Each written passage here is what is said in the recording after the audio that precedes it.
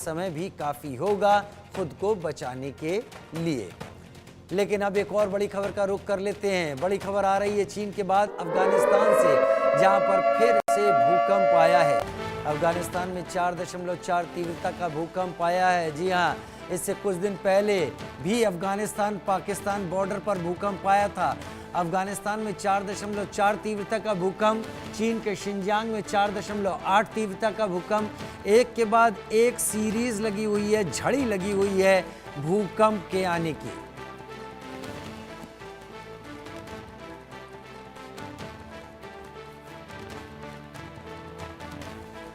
अनिल सूद sir हमारे साथ जुड़ गए हैं पर्यावरणविद के तौर पर, और डॉक्टर ए.के. बियानी भूवैज्ञानिक के तौर पर जुड़ गए हैं। Doctor A K. बियानी हमारे साथ पहले भी जुड़ते रहे हैं। Doctor A K. बियानी, सबसे पहले आपका ही रुख करूंगा। हम तकरीबन रोज बात कर ले रहे हैं और आज बात करते वक्त भी 2-3 जगह भूकंप आ गए हैं। इस बार 4.5 से ऊपर या 4.5 के करीब के भूकंप आए हैं। आज की तारीख में मैं क्या समझूं, आम आदमी क्या समझे, भूकंप अब क्यों आ रहे हैं? देखिए, जहाँ तक भूकंप आने के सवाल है, ये तो लगातार आते रहे हैं और आते रहेंगे। और जहाँ तक कम तीव्रता के भूकंप हैं, वो बहुत ज़्यादा नुकसान नहीं पहुँचाते या मामूली से वो हलचल करके चले जाते हैं। परंतु हमारे लिए चिंता का विषय है वो अधिक तीव्रता के भूकंप हैं, जिनके बारे में अभी प्रेडिक्शन नहीं कर सकते हैं।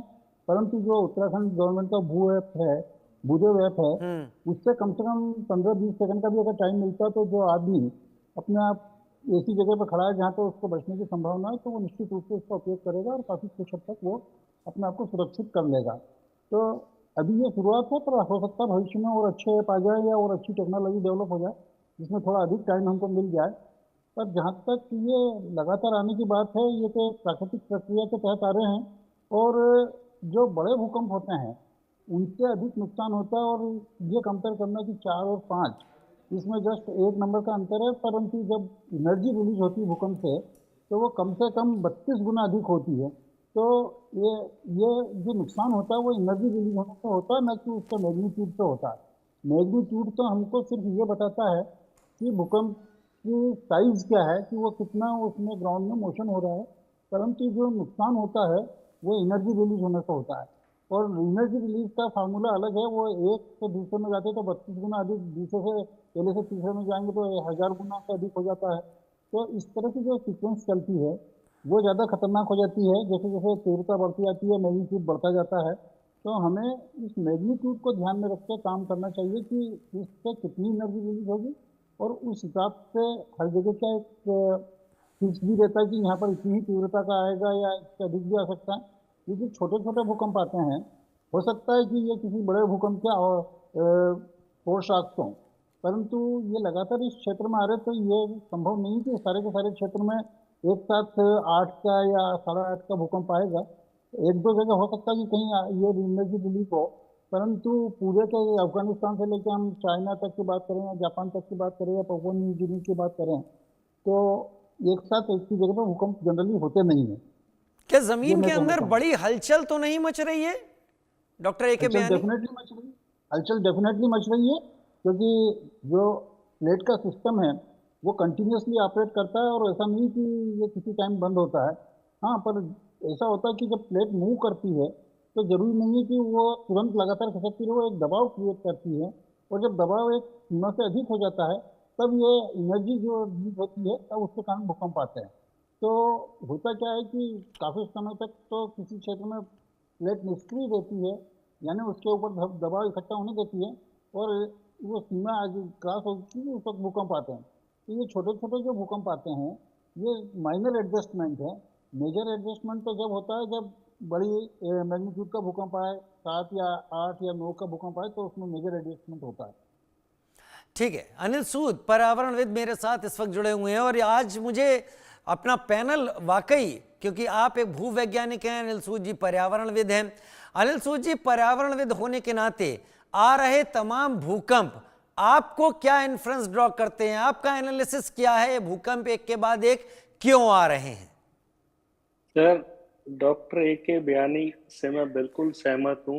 ये जो छोटे छोटे भूकंप हैं, ये तो लगातार आते रहते हैं। कई बार तो 2 से कम तीव्रता के भूकंप आते हैं जिनका हमें पता नहीं चलता।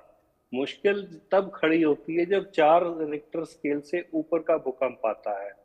अब अगर हम देखें तो अपनी हिस्ट्री उठा के देख लें इंडिया की, तो 1905 के बाद कितने भूकंप आए और कितने भूकंप जो ऐसे थे जिन्होंने खूब तबाही मचाई है।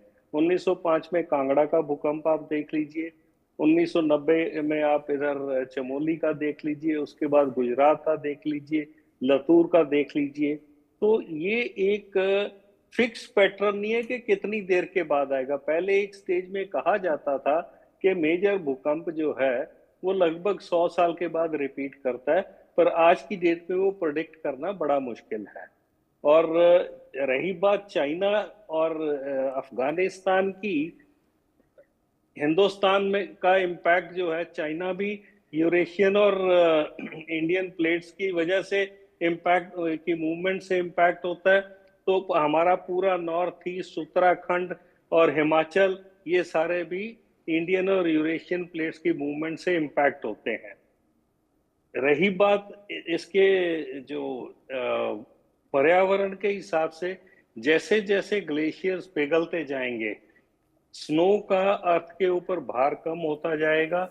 और आप अगर ये देखें कि ये कहा जाता है अक्सर के हिमालय की ऊंचाई बढ़ रही है, चूंकि भार कम होगा तो नेचुरली जो इंडियन प्लेट है जब यूरेशियन प्लेट के नीचे दबती है तो वो फोर्स के साथ ऊपर उठाती है, तो हिमालय लगभग 5 सेंटीमीटर पर ईयर के हिसाब से बढ़ रहा है।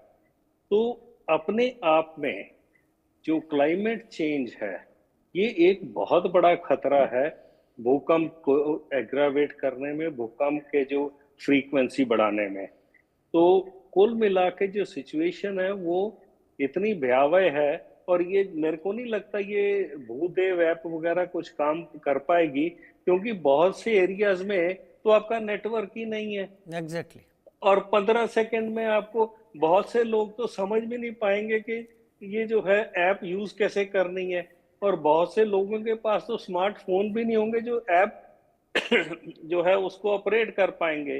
तो इसलिए जो है ना, ये कहना कि भूदेव ऐप हमें बचा पाएगी, ये एक मिसनोमर है, क्योंकि 15 सेकंड में तो आदमी फोन देख भी नहीं पाएगा, इससे अलर्ट होना तो एक दूर की बात है। क्योंकि मेरे को जो है, अभी तक आप गूगल को देख लो कितनी एडवांस स्टेज में है, वो कभी किसी को पुल के नीचे से कुदवा देता है, किसी को नहर में कुदवा देता है, किसी को तालाब में ले जाता है।